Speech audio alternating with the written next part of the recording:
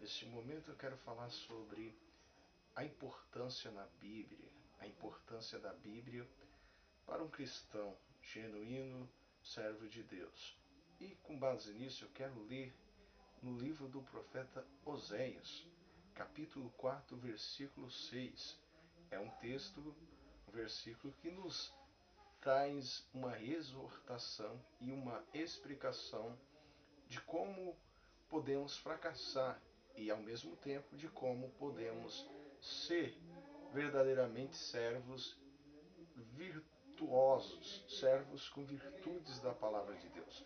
Está escrito assim: o meu povo é destruído porque lhe falta o conhecimento. Porque tu rejeitaste o conhecimento, também eu te rejeitarei com o meu sacerdócio, visto que te esqueceste da lei do teu Deus, também eu me esquecerei de teus filhos. Observe que o profeta Oséias recebe uma palavra de Deus. E ele explica nessa palavra os porquês das grandes derrotas de Israel. Não foi porque lhe faltou espada, escudo, soldados, ou que lhe faltou é, oportunidades de batalha.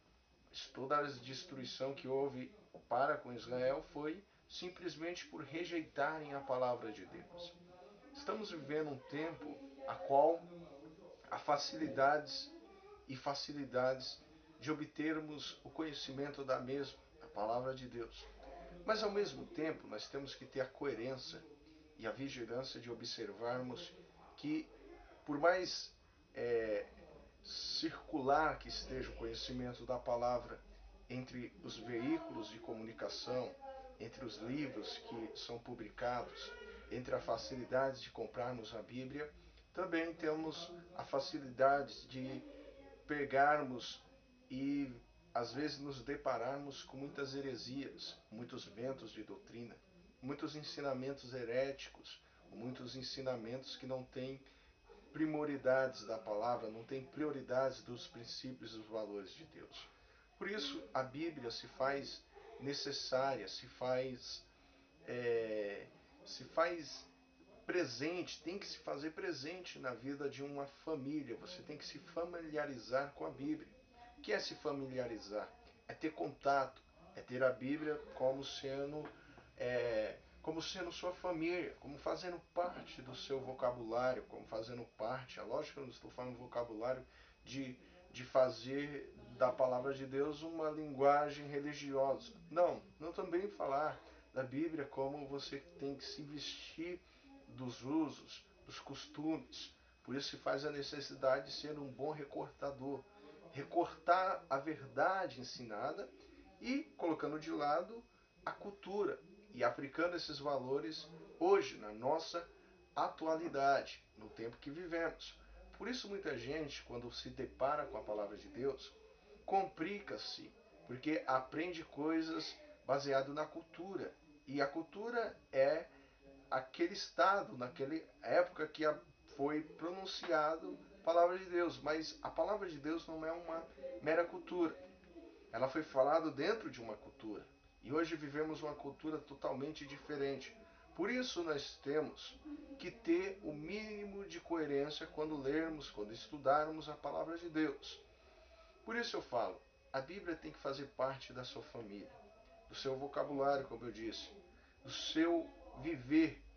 Você tem que pôr em prática as verdades ensinadas por Cristo, por Jesus. Mas muitas vezes você já prestou atenção como nós estamos sempre sendo influenciado por religiosidade no meio evangélico? Você já prestou atenção que na época da reforma se falou tanto contra ídolos, contra muitas coisas que não eram compatíveis com a palavra de Deus? Mas você já se prestar atenção, se você já se prestou atenção nessa questão, se você observou e analisou, você vai conseguir comprovar que como o meio evangélico tem tido seus papas especiais, ou os crentes têm criado seus ídolos, seus santinhos particulares, as suas modinhas, seus jeitinhos religiosos de sutilmente lidar com situações. Por isso nós temos que ter o cuidado, como eu já disse, de recortarmos as culturas, as diferenças, os diferenciais. Por isso que nós temos que meditarmos na palavra de Deus. E essa palavra tem que ser meditada dentro de um conteúdo verdadeiro, de um conteúdo prático, de um conteúdo analisado e tirado as verdades de Deus para ser aplicado na nossa vida, não as culturas.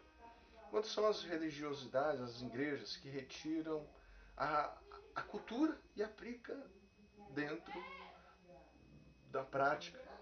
A Bíblia não quer que praticamos a cultura, mas a Bíblia quer que nós aplicamos as verdades de Deus para a nossa vida. Deus nos abençoe uma vez mais e que nós vamos ler. Leia mais a palavra de Deus. Faça uma leitura participativa. Faça uma leitura analítica, uma leitura que você vai fazer uma reflexão comparativa com a sua vida. Você vai assim aprender a praticar as verdades da palavra de Deus. Deus abençoe. Amém.